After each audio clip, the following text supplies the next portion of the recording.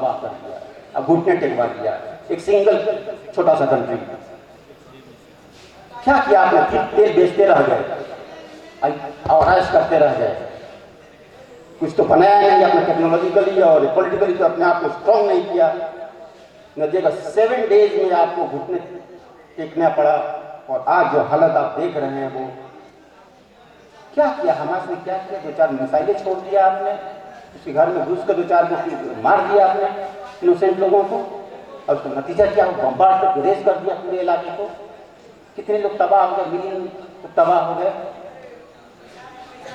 क्या है ये रिएक्शनरी सोच आखिर कब बदलेगी? पहले आप अपने आप को एम्पावर कीजिए, उसके बाद तब उसके साथ मुकाबला कीजिए, तब नहीं ये बात होती है। आप तो वही हाल हो गए कि आप एक पटाखे छोड़ रहे हैं और जान रहे हैं कि उसके पास न्यूक्लियर पावर है। वो क्या करना चाहते हैं? क्या शो करना चाहते हैं? वर्ल्ड का अटेंशन शो करना चाहते हैं, ड्रॉ करना चाहते हैं। आप ड्रॉ कर ली तो क्या आपको मिला? कोई उसको सपोर्ट नहीं करने वाला, लॉबिंग है उसकी। इजराइल की लॉबिंग इतनी मजबूत है कि आप अरब को कोई पूछने वाला क्यों पूछेगा? कभी भी आदमी इंसान का चाहे किसी का भी हो, उसका रेस्पेक्ट, उसकी इज्जत उसके पावर से होती है। ये हकीकत। आपके पास पावर नहीं है, आपकी कोई हैसियत नहीं। और वो जब डिफीट, अब ये सोच में देख रहा हूँ, ये इसी पर मैं आपको ले आना चाहता हूँ कि जब हार हुई तो इजिप्ट के जो प्रेसिडेंट थे अब्दुल नासिर,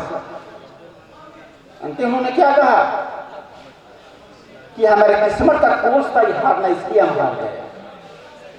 जस्टिफाई करेंगे, देखिए ये नहीं देख रहे हैं कि हम टेक्नोलॉजी उसके बराबर नहीं थे इसलिए हमको हारना पड़ा। नहीं, हमारा किस्मत का जो कोर्स था, किस्मत में हमारा यही था कि हमको हारना था, इसलिए हम हार गए, नहीं तो नहीं हार गए। अब ये सोच अगर हम ले जाएं आपको मेडिवल पीरियड में, और मेडिवल हिस्ट्री का अगर आप पढ़े होंगे तो आप जानते हैं इस्लाम का जो गोल्डन पीरियड है वो 8वीं सदी से लेकर 12वीं सदी तक है। इस्लाम का वो बोलबाला था कि आपको स्पेन से लेके, हंगरी से लेके, रशिया के अंदर तक लेकर ये एम्पायर, इस्लामिक एम्पायर बना हुआ था। किसके बदौलत था? आपके न्यूमेरिकल स्ट्रेंथ था? नहीं, आपकी वो मिलिट्री स्ट्रेटजी वो थी, और मिलिट्री का जो मीन्स था वो था, स्ट्रॉन्ग था आपका। लेकिन अब ये देखिए वो कंपैरिजन था कि आप उस पीरियड में आप क्रिश्चियन से मजबूत थे, इसलिए आप जीतते गए और अपना परचम लहराते गए। लेकिन आप तो बस वहीं पर एकदम स्टैटिक हो गए। लेकिन दूसरी तरफ आपने नहीं देखा क्रिश्चियन और क्या क्या करने लगे। नए इनोवेशंस आए, लड़ाई के तरीके में तब्दीली ले आए, उन्होंने स्ट्रेटजी बनाया, नए हथियार का इजाद किया। आप घोड़े और तलवार ही पर आ गए और वो आपको गन और कैनन्स का यूज करने लगे। अब उसके आगे कहां टिकते? आपकी घोड़सवारी कितनी दूर जाती? तलवार से आपको लड़ना था तो फिर तलवार से तो हैंड टू हैंड तलवार होती है, आप तलवार से क्या लड़ते हो? तो वहीं से आप जा रहे हैं, वहीं से आपको ब्लास्ट कर देगा, मार देगा।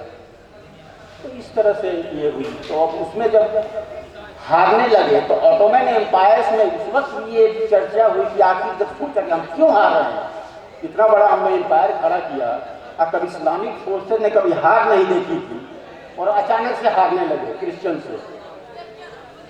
तो इस वक्त भी वही आया कि हम इस्लाम से दूर हट गए। तो इस्लाम हमेशा सभ्यता के साथ है। क्या करना चाहते हैं आप? नई दुनिया है, उसके देखिए क्या क्या तब्दीली, चेंजेस आ रही है उसमें। उसके साथ अगर नहीं गए तो फिर आप पीछे रह जाइएगा। आप वक्त के साथ चलिए, नहीं तो पीछे रह जाइए। कोई तीसरा ऑप्शन नहीं है। या तो आगे बढ़ना पड़ेगा, नहीं तो स्टैटिक हो जाएगा, तो वहीं रह जाइएगा। कोई दूसरा ऑप्शन नहीं है, बढ़ना पड़ेगा, वो चीज लाना पड़ेगा। अब दूसरे एंगल से देखिए, आखिर मुस्लिम फोर्सेस इतनी मजबूत क्यों थी? तो हमारा जो दौर था वो हमारे फिलोसफर थे, जिसमें नाम मैं आपको गिना सकता हूँ, ख्वारिज़मी, अल-किंदी, इब्न रुश्द, अल-बैरूनी। ये ऐसे ऐसे शख्स को पैदा किया इब्न सीना मेडिकल डिवाइस पे, सर्जरी पे उन्होंने किताबें लिखी, क्योंकि यूरोप में 18 शताब्दी तक वो टेक्स्ट बुक के रूप में वहाँ पर यूनिवर्सिटी में पढ़ाया जाता था। वो इस्लाम जो लर्निंग सेंटर था, बगदाद था, कायरो था, अल अज़हर यूनिवर्सिटी, जहाँ यहाँ जो बगदाद की लाइब्रेरी का आप जानते होंगे कि हालांकि ने जब 1258 में जब उसको नष्ट नाबूद कर दिया था, जला दिया था, तो कहा जाता है उसकी इंक से, उन बुक किताबों की इंक से नील की दरिया के जो पानी था वो ब्लैक हो गया था। अंदाजा लगा सके कितनी हजार लाख किताबें थी। आई बर्बरों ने जो है उसको तो इल्म से मतलब था नहीं। कितनी नुकसान बर्बादी इस्लामिक कंट्री मुल्क को हुआ, उस कम्युनिटी को हुआ, अंदाजा इसे लगा था। तो कौन थे वो लाइब्रेरी जो खड़ा करने वाले थे, हमारे ही कम्युनिटी से थे, जिन्होंने ग्रीक, पर्शियन को पुरानी जो धरोहर किताबें थी उनको अरबिक में ट्रांसलेट किया और उन किताबों को बचाया। और वही चीज क्रिश्चियंस के लोग आकर ये लर्न करते थे कायरो, बगदाद में। मुस्लिम्स हमारे जो टीचर्स थे, तो उस वक्त क्या थे, यूरोपियन जो क्रिश्चियन थे वो डिसाइपल थे, शागिर्द थे, और हमारे जो मुस्लिम जो थे वो टीचर थे।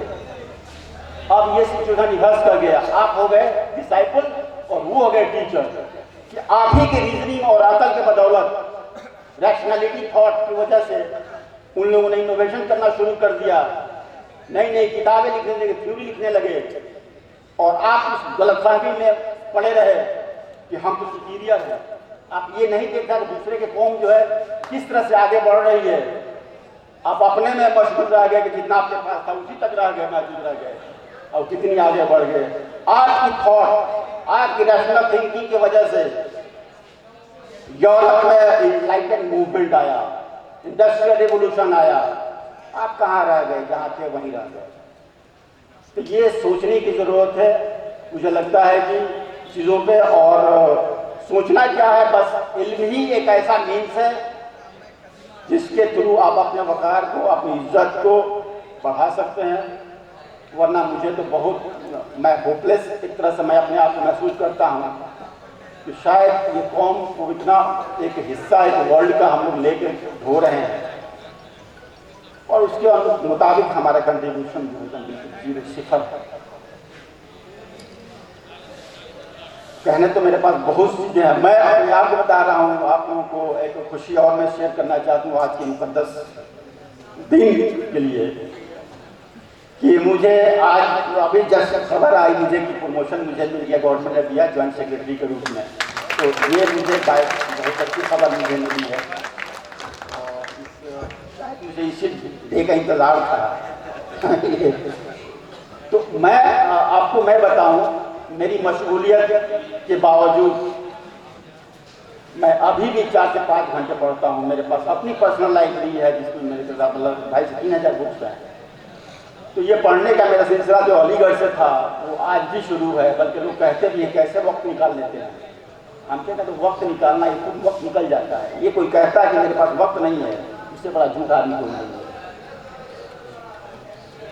मैनेज करना वक्त क्यों नहीं है? आप इतनी अच्छी चीज़ों से आप कैसे अपने आप को एलूफ अलग रख सकते हैं? दुनिया में इतनी अच्छी अच्छी चीज़ें हो रही है, बुक्स की शक्ल में जो आ रही है, उसको आपसे आप अपने आप कैसे अलग थलग रहेंगे, या आप बिल्कुल अननोन रहिएगा, इग्नोरेंट रहिएगा? कहा कि ना, अगर best thing in the world है तो वो है education, knowledge, and worst thing अगर है तो वो इग्नोरेंस। क्यों इग्नोरेंस रहेंगे? मैं तैयारी मेरी थी, लेकिन चूंकि आखिरी में मुझे मौका मिला बोलने का, इसलिए मैं ज़्यादा वक्त नहीं लूँगा। एक कहा गया है, बल्कि पढ़ा है मैंने, पता नहीं हकीकत क्या है, कि ग्रीक का एक फिलोसफर थे सोक्रेटिस, उन्होंने इतने लॉन्ग भाषण दिए कि लोग, उनके फ्रेंड ही ने उनको मार दिया। तो वो मैं यहाँ नहीं लेना चाहता हूँ, और इसलिए मैं अपनी बात ख़त्म करता हूँ। क्योंकि सभी लोगों ने शेर पढ़ा, तो मैं भी कहा मैं क्यों पीछे रहूँ, तो मैं भी सुना कि मेरा शेर जो है साहिब लुधियानवी जो है उनका है। पूछकर अष्ट अपनी आंखों से मुस्कुराओ कि कोई बात बने। सर